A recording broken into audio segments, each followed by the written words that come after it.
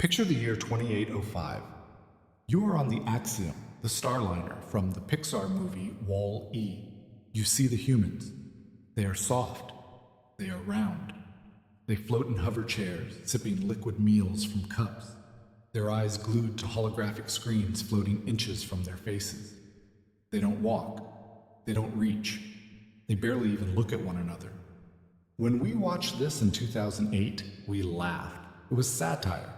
It was a cute, exaggerated warning for a kid's movie. But to an evolutionary biologist, that image isn't funny. It is a terrifyingly accurate prediction.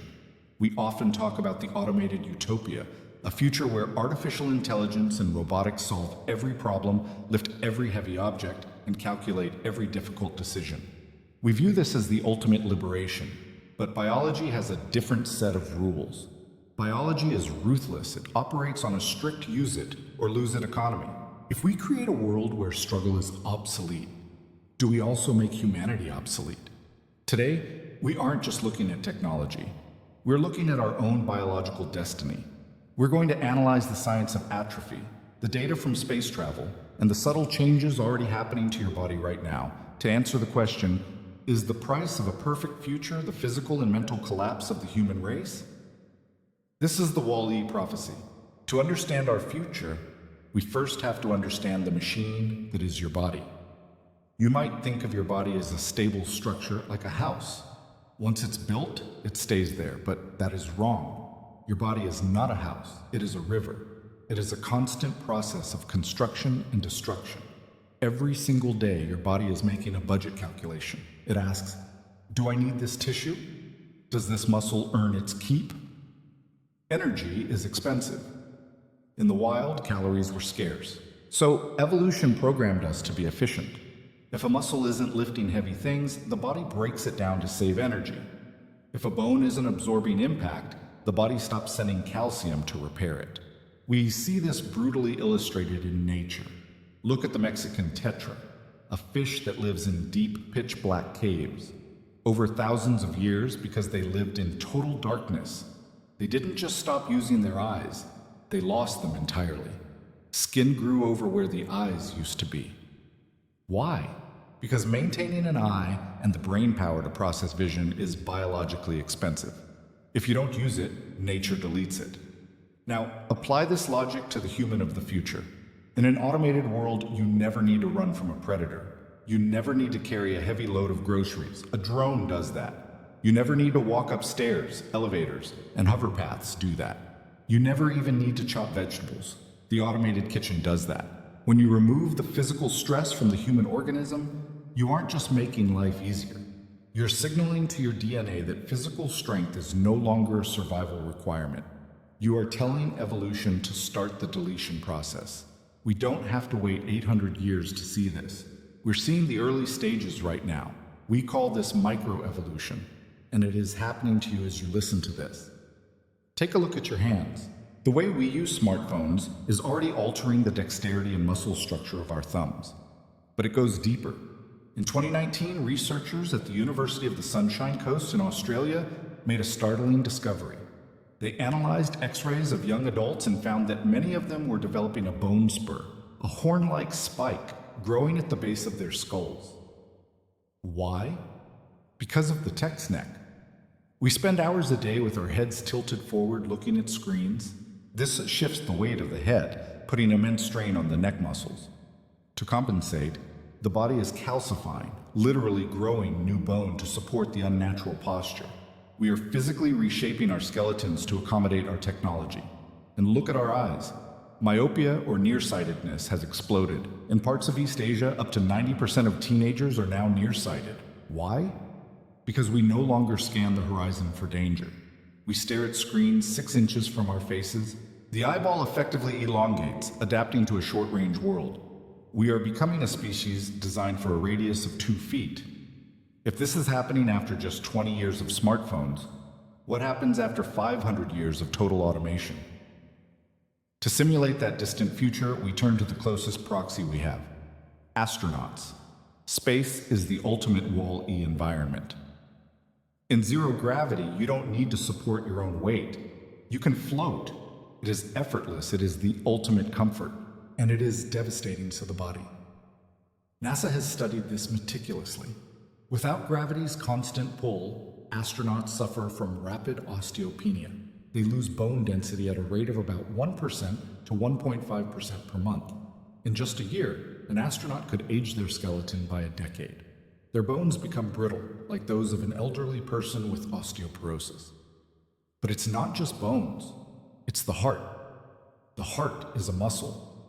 On Earth, it works hard to pump blood up against gravity to your brain. In space, that resistance is gone. The heart gets lazy. It literally shrinks. It becomes rounder and weaker. This is called cardiac atrophy. Now, project this onto the Automated Utopia. Imagine a human population that relies on exoskeletons or hover chairs for generations. We would likely see the emergence of a sedentary phenotype. Our jawbones would shrink further. We already see this. Our ancestors had wide jaws for chewing tough roots and raw meat. We have narrow jaws and crowded teeth because our food is processed and soft. In a future of 3D printed, nutrient-perfect pastes or smoothies, the jaw could become vestigial. Our immune systems would likely collapse. Our current immune system is trained by constant exposure to dirt, bacteria, and viruses. In a hyper-sterile, AI-cleaned world, our internal defense systems would have no enemies to fight. We would become like the bubble boy, incredibly fragile, capable of being wiped out by a common cold from the 21st century. We would become a species of soft, brittle, weak-hearted entities entirely dependent on the shell of technology to survive. We wouldn't just use machines, we would effectively be parasites living inside them. Before we move on, I want you to try something with me. Just for a moment, stop what you are doing.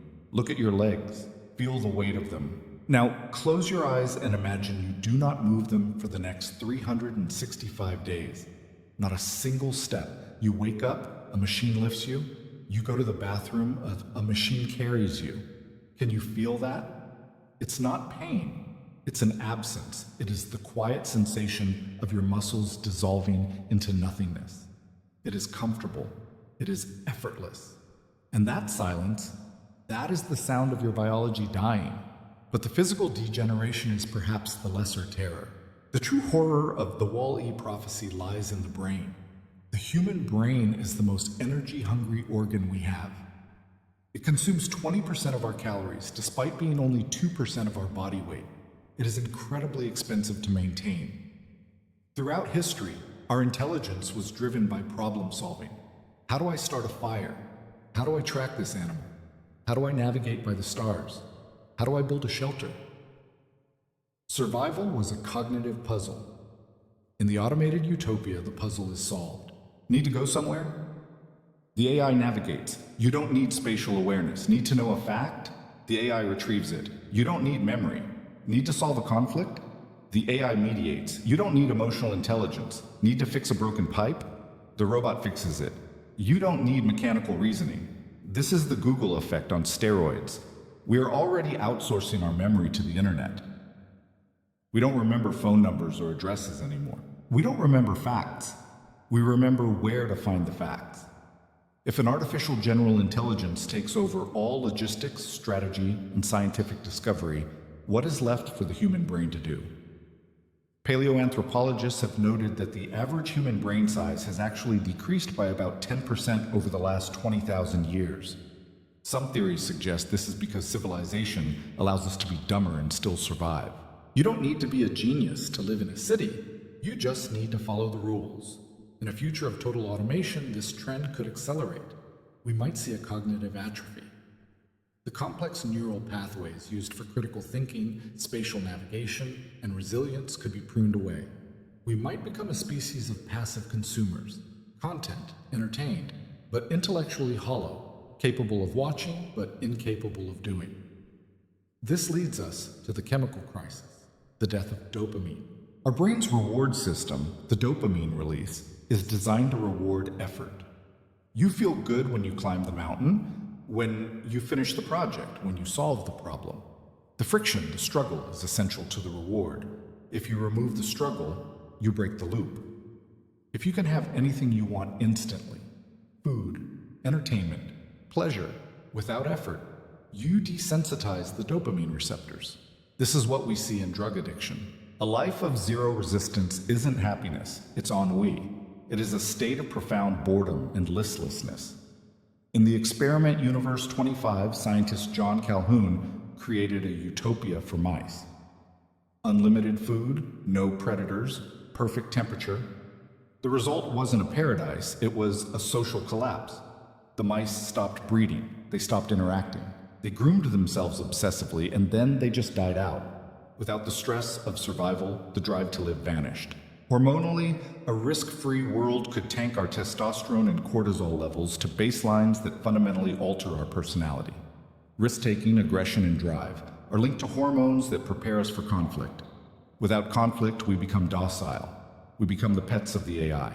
So, are we doomed? Is the destination of all advanced civilizations to become floating blobs in chairs, waiting for extinction? Not necessarily, but we stand at a crossroads.